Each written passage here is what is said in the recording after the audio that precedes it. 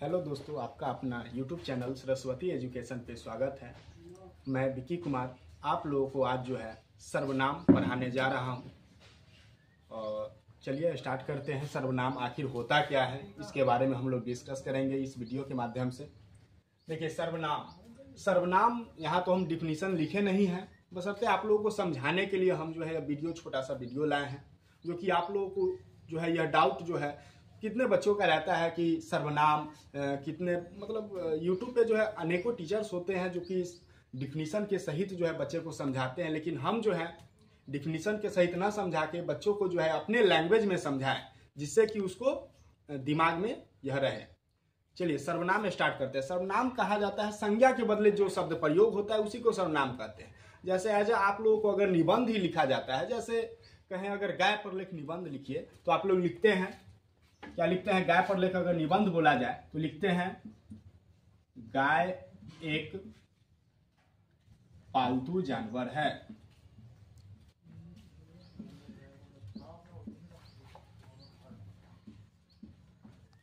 फिर उसके बाद क्या लिखिएगा? गाय के दो आंख होती है। फिर लिखिएगा गाय के दो कान होती है।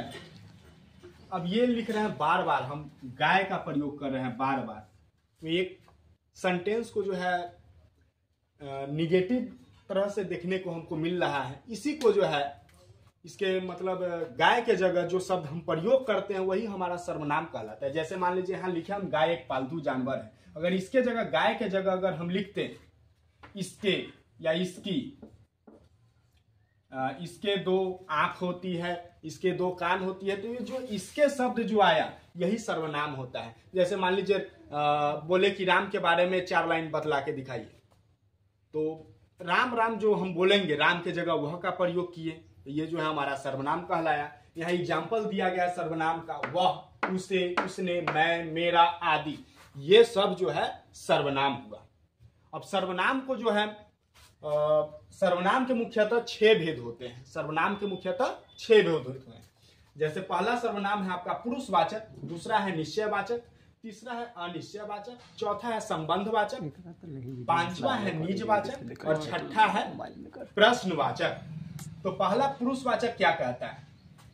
पुरुषवाचक कहता है जिसमें जो है बोलने, सुनने और जिसके बारे में कहा जाए वो जो है हमारा पुरुषवाचक सर्वनाम कहलाता है। इसमें जो है पुरुषवाचक को जो है 3 भाग उसमें भी होता है, उत्तम पुरुष, मध्यम पुरुष और अन्य पुरुष।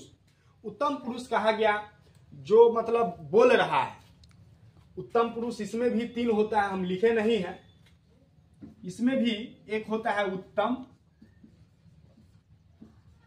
एक होता है मध्य और एक होता है अन्य पुरुष। उत्तम बोले कि जो मतलब बोल रहा है, उत्तम बोलते हैं जो बोल रहा है। मध्य बोले जो सुन रहा है, और अन्य जो होता है जिसके बारे में कुछ कहा जाए, जिसके बारे में बातचीत हो।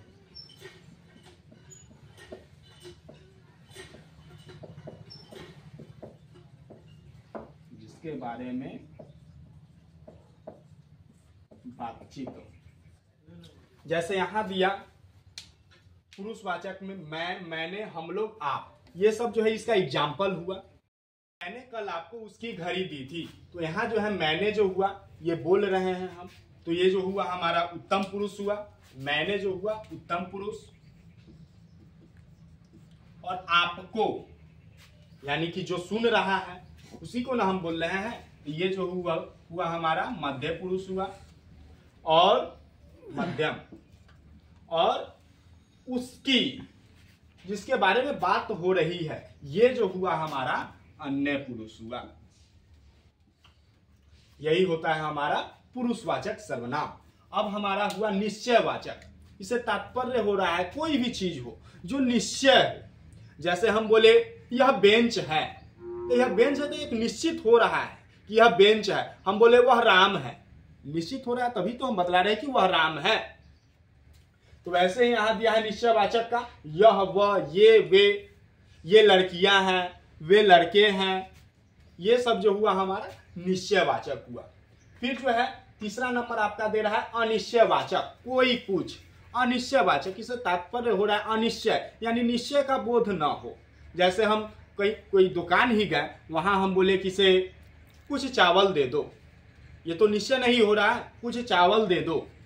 गांव समाज में ही आप लोग देखते हैं, मान लीजिए अभी छठ पूजा हो चुकी है, तो छठ पूजा में जो है नदी में जो है कुछ लड़के तैर रहे थे, तो यहाँ जो है निश्चय नहीं हो रहा है, कुछ लड़के, इसे निश्चय नहीं हो रहा है, तो ये जो हमारा हुआ अनिश्चयवाचक सर्वनाम हुआ।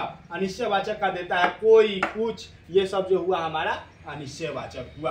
अब जो है हमारा संबंधवाचक, जो संबंध को, एक दूसरे के संबंध को जोड़े, जैसे जो, सो, वो, ये सब जो हुआ हमारा संबंधवाचक हुआ। जैसे कहा जाए जो सोता है वो खोता है, जो और सो, जो और वो आया तो हमारा जो हुआ संबंधवाचक हुआ। जैसे जो सोता है वो खोता है, अगर जो सो जाएगा वो ऑफकोर्स ही खो जाएगा। यहाँ संबंध दर्शाया ना एक, तो ये जो हुआ हमारा संबंधवाचक हुआ। पांचवा है निजवाचक। निजवाचक कहने का मतलब, निज मतलब होता है अपना यानी स्वयं, तो इससे तात्पर्य हो रहा है कि जब अपनों के बारे में बात किया जाए, जब खुद का, तो वो जो है हमारा निजवाचक सर्वनाम कहलाता है। जैसे मैं अपने आप चला जाऊंगा, यहां जो है बतला रहा है कि मैं अपने आप चला जाऊंगा, यानी अपने बारे में बतला रहा है, तो ये जो हुआ हमारा निजवाचक हुआ। अगर कहेंगे आप अपना काम खुद ही करते हैं, हम बोले आप अपना काम खुद ही करते हैं, तो यहां जो है बतला रहा है ना कि आप अपना काम, यानी अपने बारे में बतला रहा है, तो ये हमारा संबंधवाचक होगा। छठा है हमारा प्रश्नवाचक। प्रश्न यानी कि क्वेश्चन करना। अगर हम बोले भारत का प्रधानमंत्री कौन है, एक हम क्वेश्चन कर रहे हैं ना, कौन, क्या, किसे, ये सब जो हुआ हमारा प्रश्नवाचक हुआ। आई होप कि आप लोगों को यह वीडियो पसंद आया होगा। फिर जो है हम अगले क्लास में जो है सर्वनाम का जो है कुछ क्वेश्चन, ऑब्जेक्टिव टाइप का क्वेश्चन जो है हम लेकर आएंगे, जो कि 10th और 12th जो भी मतलब बोर्ड एग्जाम में जो पूछा गया है, वो सब का क्वेश्चन हम कराएंगे। Thank you.